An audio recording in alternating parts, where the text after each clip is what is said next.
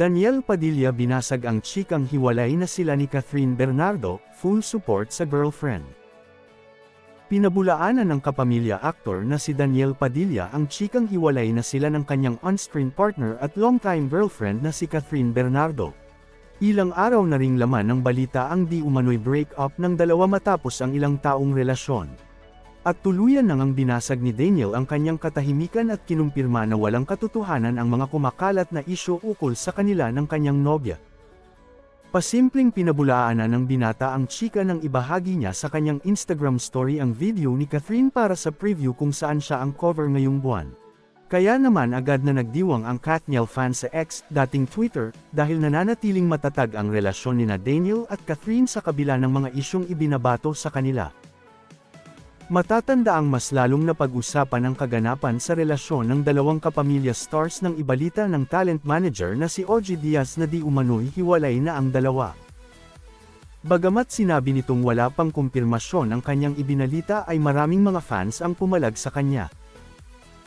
Ang mas lalo pang nagpataas ng kilay ng mga supporters nina Kath at Daniel nang may ugnay ang huli sa kapwa kapamilya star na si Andrea Brillantes.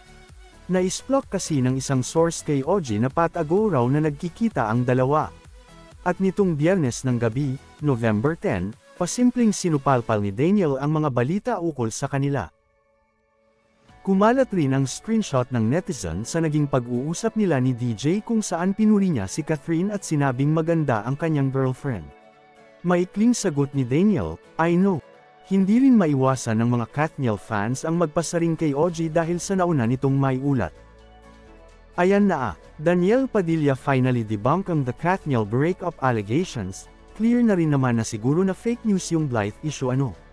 Mananahimik na ba mga Marites? Ikaw mananahimik ka na, at OG Diaz. Saad ng isang netizen.